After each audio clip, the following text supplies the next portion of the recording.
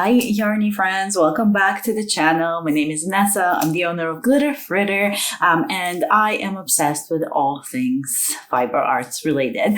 If you're new to the channel, I started it because I needed kind of a space where I can share about my love of crocheting and knitting, and pretty much anything that has to do with yarn and making things. I am a fairly new knitter. I've only been knitting from the beginning of this year. I've been crocheting for longer than that, and I was designing amigurumi patterns before. I would sell them in my Fritter shop. However, as soon as I started knitting, I decided that that's going to be kind of the largest percentage of the scope of what I do because I love it so much. And so now Fritter has cute things like stitch markers and different like progress keepers and things like that, and a planner, and that's kind of where I want the shop to stay. And we're going to talk about like new additions to the shop on this podcast as well. But welcome to the podcast. So I have a lot of acquisitions actually to discuss today because I have been busy. I've acquired quite a few things and I am going to be talking about all of them today. But before we do that, I want to start with finished projects. And I only have one finished object on this podcast and I'm wearing it. So I finally finished my Florencia top and let's talk about it. So first of all, I'm going to kind of show you a bit of a close-up of the pattern, and the eyelet continues all around and it's beautiful. It's it really is like a really stunning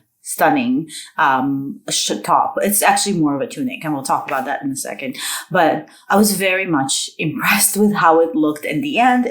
It looks store-bought, like it doesn't look like I made it, which is absolutely wild to think about that I did make it. However, this top almost broke me because it took so long to make. I just could not, for some reason. I think it's the bottom up part of it because right now I'm working on the ranunculus, and we'll show you kind of what's on my needles later, and that's just flying off the needles.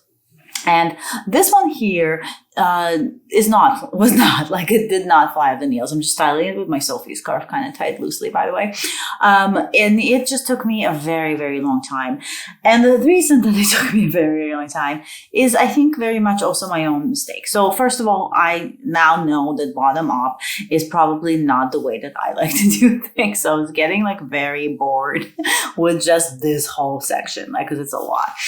And then also for some reason, I just couldn't, like, the pattern is very easy to memorize, but for some reason, I just could not memorize it. I just kept counting every time and and until I got to these decreases, which we'll talk about, I just did not have the pattern memorized.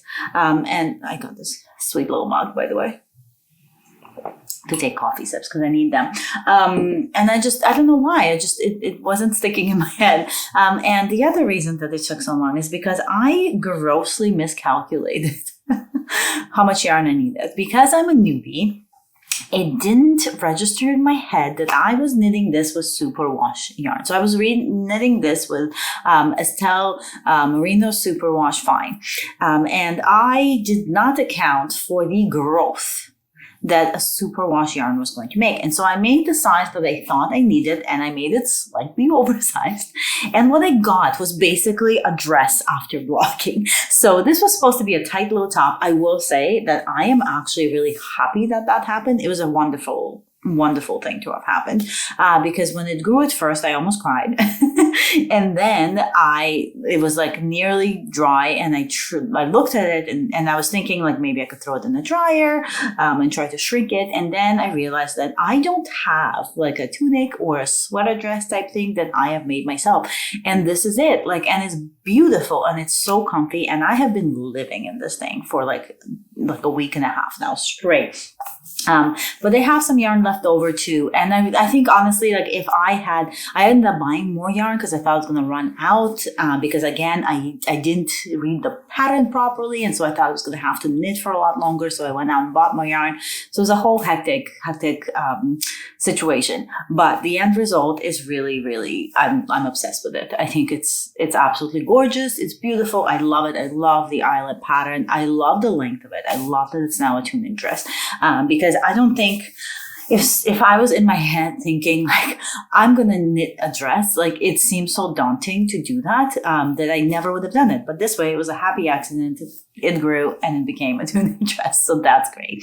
And I have yarn left over, and that we talk about acquisitions because part of the yarn that's left over, I'm gonna use it to do some fun stuff with. So, but that's my only finished object. Now we can talk about my work in progress. So if you have seen, and I have some acquisitions here as well to share with you guys, but if you have seen my previous podcasts, I was working on my little socks that are in here. So I was working on the pedal drop socks by Florence Mueller, and I am still working on them. They're taking a very long time. So the longest amount of time that I have taken on the sock. But the reason is because I've actually had to stop working on these because we are now in gift knitting months. And I also had to start gift knitting earlier this year because I wanted to make my mom a top for her birthday that's coming up at the end of November on the 19th. And so I kind of had to put these a little bit on hold, just and so I can finish all of that. And then I'm going to pick them up. And I think I'm going to do, like after Christmas, I think I'm only going to be working on really thick sweaters and socks. And that's going to be kind of my goal for the new year. So that is still on the needles. So my pedal drop socks are still on the needles. And the other thing I have that I'm currently working on, as I mentioned a bit earlier, is a ranunculus. So this is what I'm making for my mom for her birthday. So this is the actual, like, this is how it's turned around. She wants a really wide boat neck, and we've tried this on, and it's a perfect, wonderful fit. I have been loving knitting this. This is my first ranunculus. I can see the hype. It flies up the needle. It's so much fun. This top, like the yoke, it was so fun to do. I did another repeat of these pearl slip stitches because the yarn I'm using, so I have the yarn for this. So I'm using Rowan Fine Lace in the colorway 922. So it's this really pretty kind of grayish lilac, which is right up my mom's alley. But it's a very, very, very thin yarn. And my mom does not want a see-through ranunculus, as it would have become had I knitted this on the needle size that the pattern suggests using this yarn. So I'm actually holding it double. So I've got two bowls kind of going together. I'm holding it double, and I'm knitting this on a 3.5 millimeter needle. And I looked up other patterns in the projects, and there was like a few of them that did the same thing. And the fabric is looking exactly how we want it to look, and it fits her to a T. She wants 3/4 length sleeves and so on. Now I finished the yoke, and I am making my way through the body. We are going away for Halloween because our little one and her bestie are going to do Halloween together, and our friends live like about an hour away from us, an hour and some change drive. And so I'm going to be knitting while we're there for the whole weekend and on the ride there and back, because my husband's nice enough to let me be a passenger princess now that I have a lot of projects to do, because he knows that this has to finish. I'm hoping to finish this earlier, like much earlier than my mom's birthday, because I have quite a few knits. Like I have a knit that I want to do for my best friend. I have a socks that I want to make for my dad for Christmas. I have a ski mask that I want to make for my husband for Christmas. And if there's time left over, I might make something for my daughter. I am hoping to do some kind of like scarf situation for her for Christmas. However, because she's little and like honestly like loses all her stuff and puts like chocolate stains on it, it's almost not a priority because I can just make it next year when she's got school and she can wear it to school, and I might be doing that for her next year instead. So we'll see. But there's still quite a lot to do, and I was really, really hoping if I can manage to have time to knit myself a top for Christmas, which as it stands right now, probably won't happen, but I can at least start it and see how it goes and work on the smaller projects kind of back to back as well. So the goal was to finish this, cast on my Christmas top, see how far I can get with that one, and then to then cast on the Christmas gift knits as well. So We'll see. But this is what's on the needles right now. I'll stop waving it around because that's bizarre. So now we can talk about some acquisitions. I'm going to do yarn first, and then I'm going to save kind of like my bigger acquisitions for last. Because like I said, I've been going a little ham with getting some things, and I like it. My wallet does not like it, but I like it, and I think it's all all necessary. So let's have a sip of coffee, and then we'll talk about the yarn acquisitions, of which there are many. That's good coffee. So my first yarn acquisition was, I mentioned that there was a lot of this yarn left in this colorway because I bought extra because I'm available baggins. So what did I do? I decided instead of making it go to waste or just sitting in a closet, I'm going to make a matching beret. How cute is that going to be? I'm doing a basic beret. I found a free pattern on Ravelry, and I'm just going to do that one. But I want the beret to have a bit more texture and a bit more stability because this is very loosey-goosey, and I don't want just like a sack hanging on my head. So I went to Romney Walls, which is very, very close to me and local to me, and they were having a sale on all their Rowan yarns because they're trying to clear it out because they're not, or unfortunately because of tariffs and all that stuff, they can't get any more yarns from the States. So they're kind of doing a clear out, but I was able to score a really good deal on this absolute perfect match of the Rowan Mohair Soft. So this is a chunky mohair blend. Let's see what it's mohair and wool. But let's see, 60% mohair and 40% wool. So it's quite, I know it says that there's mohair in it, but it doesn't have that softness of mohair. It's very, very rustic feeling, and I think it would, like, I don't think I would want to, it's quite itchy. I don't think I'd want to wear it on a shirt. However, pairing it with this unbelievably soft superwash that matches the color perfectly will be amazing. And I did a gauge swatch. Let me see if I can pull it down from my little magnet board here, but I did a gauge swatch, and this is what it would look like. So see how it's like, it's making it like really, really kind of fluffy and really, really more chunky, like it's giving it some weight. And I really like the fur coming off of like all the little the haze off of the mohair part of it. And so I did this test, and then I can't remember I think I used the 4.5 millimeter needles, I believe, because this pattern recommends, let's see, so the yarn recommends 5.5. So yeah, pretty sure I did 4.5 on these. And so I really like the way the swatch turned out after blocking, and so I'm going to do that. So I got 2 of these. My yarn store will let you return yarn like a few years after if you need to, if you don't have enough. So I'm not in a hurry. I mean, if you bought too many. So I did buy 2 just in case. I'm pretty sure I only need 1, so I'll be returning 1 when I'm done. So that's one. My next one is another sale yarn that I found. I love shopping sale bins, and this is Borgo di Pazzi New Cedro. So 100% wool, made in Italy. This was $3 a ball. So I got enough, and the reason why I got these specific colors is because my plan with these is to make the songbird mittens. So these are have been everywhere. They're beautiful colorwork mittens. These will be my first mitten pair, my first colorwork mitten pair, my first anything mitten pair, and that's the yarn that I'm going to be using. If you want to see the pattern and the picture of it, I actually did a pattern roundup of everything I am knitting before the end of the year. So take a look at that video. I'll put it in the card somewhere. But this is the yarn that I'll be using for the songbird mittens, and I think it's perfect. It's rusty key, but it's actually very, very soft for something that's more of like a rustic type yarn. So I think this will make a perfect pair of mittens, and I'm going to be casting those on. I'm thinking after Christmas at this point because, there's a lot happening. And then my other yarn acquisitions are all sock yarns that I'm very, very excited for. So I can't remember if I've showed you this one already.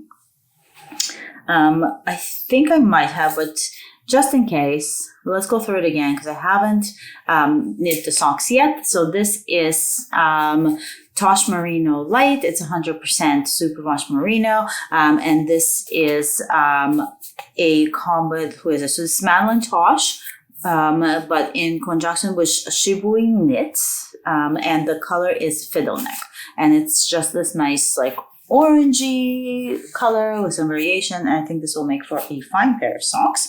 I also got this Hue Loco yarns, and this is in the color ochre. Again, I don't remember if I went through this in the last podcast or not, but these were kind of sitting on top of my new yarn pile, so I just grabbed them again. And this is so it's a very thick looking, I mean, I know they're saying it's like a fingering weight yarn or sock weight yarn, but it feels closer to DK. So I don't know. I will have to see how this turns out, but I like the color. And then these ones for sure are newer, and I haven't talked about them before because I just picked them up. These ones are Sweet Georgia yarns in Superwash DK. So this is 100% Superwash. It is DK weight because I am looking to get into DK socks. And this is in the color Brown Sugar. And it's just like your classic kind of like ochre, well, no, more like taupey, I think, brown, or like a caramel, really. And so I'm going to be making some DK socks with that, so that should be flying by fast. And then I also picked up a pair of Cascade Yarn Heritage, Superwash Merino, and 25% nylon. These are a wonderful, wonderful sock blend and a great sock yarn. I've used it before, and I got it in this blue color, and I actually feel like this is an excellent combination. So I think what I might do is I might do the DK sock on this and make it almost like a house slipper. And then what I might do, I'm considering holding this double and using that for the cuff and the toe and the heel. But I also do feel like this would be like a really nice, just all over lace sock. So we'll see where I go with those. So those are the yarn acquisitions. And now we can talk about, first, I guess we can talk about my needle acquisitions. I don't have the pack with me. It's downstairs. I forgot to bring it up with me, but I have one of the needles on my ranunculus. And so I made the jump, and I have invested in the set of the Chiago interchangeable needles. These are the 5-inch Chiago interchangeable needles. I've invested in the set, and I really I don't know what took me so long, because they're I really love the needles. I do love to knit on wooden needles. So my Luque ones I really, really like. I love to knit on those. But for something like this where there's a lot of lace work, the pointiness of the Chiago needle, or when I'm going to be working on this yarn that already has so much grip on it that it's kind of becomes more difficult to knit on that with wooden needles, because it kind of just the stitches really stick, and these will make them slide much faster and smoother. So every project needs a different needle, I guess. And so now I have an interchangeable set of Chiago. I'm really happy about it. I did later on go out and I got some more cables, different cables for it, because I was actually missing the actual set goes up to 30-inch cables, and I ended up picking up an 8-inch that it doesn't have, so a much shorter cable. And then I also picked up the 37-inch just in case I'm knitting a very chunky sweater, which I will be knitting a very chunky sweater with it in the new year. And so I figured I might as well have that for some of the bigger needles. So that's kind of the set of needles that I got. And the other, and this was my kind of big splurgy purchase. So let me just have a quick sip of coffee before I show it off again.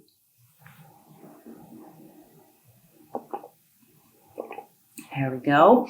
And I finally invested in a redesigned project bag. This is, I'll put it here so I don't knock the plant over because it's massive. This is project number 10. I was kind of looking at project 39 that has the front, and then you could put it over your shoulder. But to be honest with you, I don't think I need that. And I also did not need to spend almost $300 on the bag. This was not cheap. So in Canada, this was $165 plus tax, Canadian dollars. So quite a bit for a project bag. Is this a necessity? Absolutely not. Did I want it? Absolutely yes. It is an amazing, amazing project bag. So the reason I got this is because I have that small one that I already showed you, this one here, and I got that off of an Etsy seller. It's real leather, stamped my name on front, and this is a perfect sock bag. And I was looking at project 9 before this. I'd redesigned project 9 for a sock knitting bag. I am glad I did not get that because when I went to the store to pick this one up, because I knew I wanted a bigger one to kind of fit the other bag that they have and also a sweater project, which this does. I went to the store and I looked at Project 9 in conjunction to Project 10, and it's only a smidge smaller than this. So if you're looking to save some money and you don't need something quite this large, Project 9 is only a tiny bit smaller. And I don't like that I can't stack one inside the other because I wanted one that's small enough for socks, which Project 9 is too huge for socks, to be honest with you. And then I wanted one that's big enough for a sweater. So let me just show you the inside. So first of all, the leather is absolutely gorgeous. I got it in the color Wood Smoke, which is kind of like a darker shade of brown, kind of chocolatey, but more like a desaturated chocolate, really. It's got a zipper that goes all the way around. It is really, really sturdy, and the leather, like when you open this, the bag, it lays flat without being floppity. This bag here, which as you can see fits perfect in this one compartment, but this bag here is very, very floppity when it's open and the zipper kind of sticks. This is obviously, you can tell it's much more quality. So this is kind of what I have in here so far. So I've got this whole sweater in here, so that's the ranunculus, and I'm gonna go through like all the pockets and show you, but I've got my pair of shorties in here. On the side I've got some more needles, so these are some of the Chiago interchangeables that I'll be using for the ribbing of the ranunculus. So I've got them up here. I've got my Apple iPad pencil in here. I've got a crochet hook instead in case if I drop a stitch. It's there in this middle pocket, so it's got this nice middle pocket here. I have stitch holders, measuring tape, a row counter, which I'm actually gonna probably take this out of here, but I'll show you why in a second, and scissors so far. I'm trying not to like overstuff the bag. It also has these two compartments here that are more stretchy. So let's see, there we go. So it's got like more stretchy compartments here. And in those I have my Firefly Notes 10. That was a fairly new acquisition, I guess, in one of them. I've got hand cream, because you always need that when you're a knitter. I've got these compression gloves, because when I'm knitting for a long time, sometimes my wrist starts to hurt, and I put these on, and honestly, it's magic. It works, it's magic. I just got them off Amazon. And then I've got a portable scale, in case I need to weigh any yarn that I am using, especially great for a Sophie scarf. Or in this case, I'm going to be knitting this ranunculus with two the sleeves at the same time, and I want to make sure that I have the right amounts left. So now I'm going to actually take the project out of here and put it next to me for a second. I'm going to have another sip of coffee. Because I'm a coffee fiend. And I want to show you guys my other two acquisitions are actually inside this bag. So here we go. That can kind of. So I got a stitch holder from Twill and Print Co. and this row counter. So I'll pop them on the screen because they are like pretty firmly attached to the bag. But essentially this is a row counter, and you attach it to your project bag, and you can twist the sides and count your rows, and it's right there for you. And this one here, that's a stitch mark holder, and it looks like a magical little skein, and it's got space for 10 stitch markers on the bottom. And I don't know if you can see, I'm gonna like get myself out of the picture so I can zoom in on the actual stitch markers, but these are going to be coming to the shop soon. So I've got the sparkly set here of these like beautiful drops, sparkly little drops, and then we've got the set of different colored little florals, little tulips hanging off over there. So both of those are going to be coming to the shop, and that's kind of another thing that I wanted to share with you guys. So that was the biggest acquisition for sure, because it was not cheap. But I really did want to splurge and get myself a nice knitting bag. I've been knitting a lot. I've been knitting pretty much almost a full year now, and that was like my 1 year anniversary of knitting gift to myself. And then what's the other acquisition? So I have one more acquisition. I shared it in the same that pattern roundup, but that's more of like my husband acquisition, because my husband got me a pattern, like a kit for Christmas. And it's oh my god, something Luna. I'm blanking right now, but it's in the pattern lineup. So I'm not gonna even kind of like offhand mention it here. But I didn't buy it for myself, so that's okay. So it's not really a me acquisition. And maybe we'll get my husband on this podcast, and he can talk about his acquisitions for me, because I do get him to buy me some yarn. I will have another acquisition of yarns that I am picking up. So on our way back from the trip, we are hitting a small town that's like kind of like on our way back to our house. And I was able to score some really cool yarn from Facebook Marketplace from a wonderful lady, and I'll be picking it up there. So we'll talk about that in the next podcast. But that's pretty much all I have. It's a lot of stuff I bought. Thank you for coming to my shopping. But it is a lot. It's everything I love and need. Well, not need, but want. So hopefully this was enjoyable. Tell me about what your latest acquisitions have been, or what you're working on. Were you working on anything while watching this? Do let me know in the comments. And if you stuck around for this long and listened to me blab, thank you. You're the best. You definitely deserve an award for this. And thank you for subscribing if you are subscribed. And if not, what are you waiting for? Let's do it. So, yeah, I'll leave you there, and I'll say happy yarning as always, and I will see you in the next one. Enjoy your projects, guys. Bye.